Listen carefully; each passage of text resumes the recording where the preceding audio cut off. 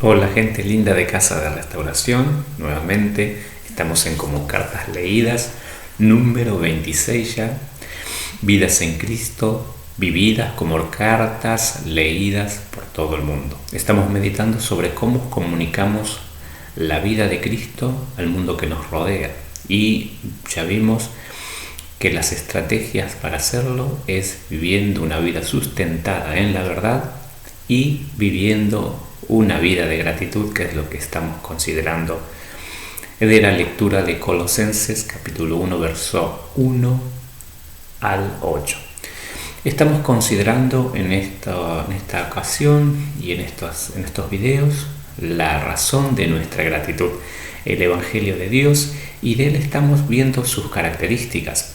El Evangelio comienza con la fe, produce amor de Dios, descansa en la esperanza futura, es para todo el mundo. Y ahora, en quinto lugar, vamos a comenzar a ver que el Evangelio de Dios produce fruto.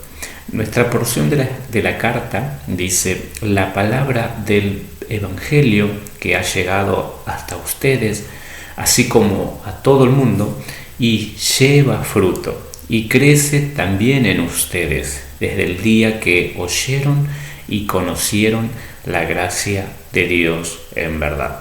Colosenses capítulo 1, versos 5 al 6 en la versión Reina Valera 1960.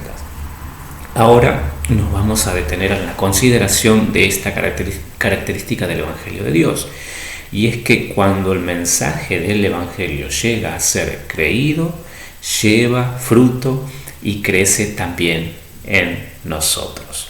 Pablo dice que el mensaje creído y vivido del Evangelio de Dios está dando fruto y creciendo. Ese es el asunto. Aquí tenemos entonces el corazón del Evangelio de Dios. En esa característica tenemos lo que es realmente el corazón del Evangelio. Es algo viviente, es algo que produce vida. De ahí el Evangelio. De ahí la comparación con algo que está vivo. Crece y produce vida.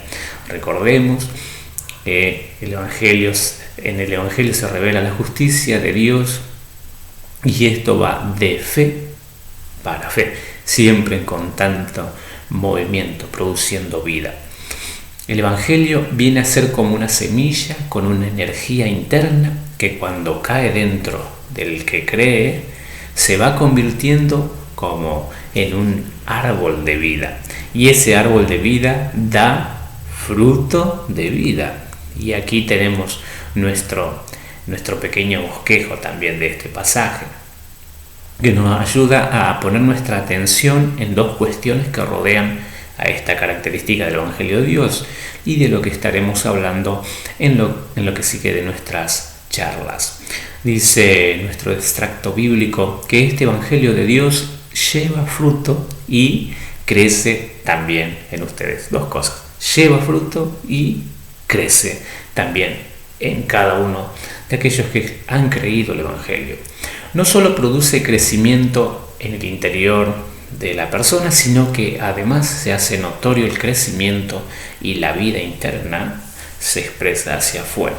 El Evangelio de Dios, que ha sido creído y comienza a ser vivido, produce una transformación interna primero, pero luego se manifiesta en expansión, extensión, en ampliación de la vida interna. La nueva vida interna que ahora goza el Hijo de Dios comienza, tarde o temprano, a ser evidente en el exterior. Por eso crece y fructifica. Y ahora podemos hablar sobre el propósito de la restauración a la gloria de Dios, que tiene que ver con las charlas anteriores. Recordemos lo que hablamos acerca del propósito de toda la creación, y en nuestro caso de la nueva creación en Cristo Jesús. ¿Cuál es el propósito? La gloria de Dios. Dios y su gloria. Que su gloria sea conocida por todo el mundo, que su gloria llene toda la tierra, que su gloria sea disfrutada por toda la creación. e hizo al ser humano para que sea el reflejo de su gloria en todo el mundo. Recordemos también que parte de su propósito sería realizado cuando el ser humano cumpla con el mandato divino de fructificar y multiplicar la imagen del hombre que portaba la imagen y semejanza del Rey de Gloria en toda la tierra donde se moviera. De esa manera, cada vez que alguien viera a un ser humano en la tierra, vería la gloria de Dios en ellos y le reconocerían como los hijos de Dios, los que portan la imagen y semejanza del Rey de Gloria. El mandato divino fue: fructifiquen y multipliquen la gloria de Dios en toda la tierra. Llenen toda la tierra de la gloria de Dios en la imagen y semejanza del Rey de Gloria. La función del Evangelio de Dios es anunciar la victoria del Rey de Gloria sobre la oscuridad que nos impedía ver la luz de la gloria de Dios, que nos impedía reconocer la conveniencia de la gloria de Dios al mundo y a la existencia, que nos ocultaba la razón principal y medular de nuestra existencia, que nos mantenía esclavos de la mentira, de la vida alejada del propósito y razón de la vida, es decir, de la gloria de Dios. Ahora, en el anuncio del Evangelio de Dios, al creer en ese Evangelio, estamos en Cristo y volvemos a estar en la gloria de Dios. Ahora, en Cristo estamos conectados a la vida del Rey de la Gloria. Ahora, nuestro propósito de ser portadores de la imagen del Creador es posible gracias a la imagen de Cristo, que es el propósito de Dios para cada uno de sus hijos. Ahora, estamos vivos, tenemos propósito claro de existencia, etcétera, etcétera. Así, ahora podemos leer las palabras de Cristo que nos ayudan a entender la voluntad de Dios para el ser humano. En Juan capítulo 15, verso 1 al 8, dijo Cristo, ¿no? Yo soy la vid verdadera y mi Padre es el labrador. Él corta de mí toda rama que no produce fruto y poda las ramas que sí dan fruto, para que den aún más fruto. Ustedes ya han sido podados y purificados por el mensaje que les di. Permanezcan en mí, dice Jesús, y yo permaneceré en ustedes. Pues una rama no puede producir fruto si la cortan de la vid, y ustedes tampoco pueden ser fructíferos a menos que permanezcan en mí. Ciertamente yo soy la vid, ustedes son las ramas. Los que permanecen en mí y yo en ellos producirán mucho fruto, porque separados de mí no pueden hacer nada. El que no permanece en mí es desechado como rama inútil y se seca. Todas esas ramas se juntan en un montón para quemarlas en el fuego.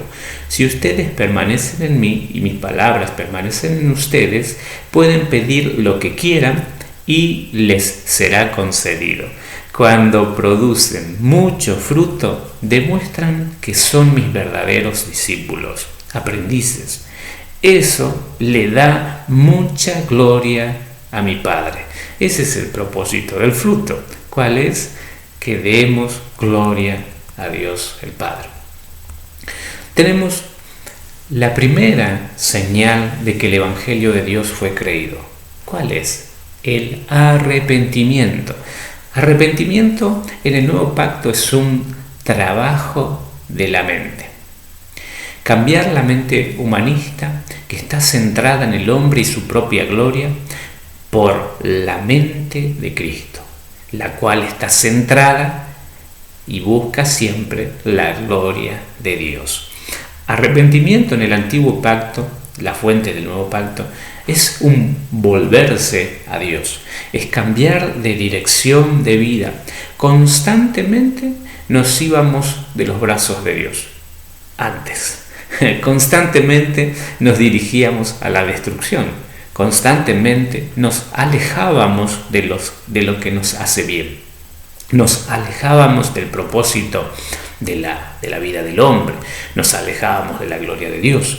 Ahora, cuando el Evangelio nos anuncia que el Rey de Gloria hizo su gran obra de conquista para reconciliarnos con Él y que nos quiere de nuevo en su gloria, entre otras cosas, hay un volvernos a Dios por el único camino que Él trazó de regreso a su casa, la casa del Padre, la casa del Rey de Gloria. ¿Cuál es el camino? Jesús el Cristo.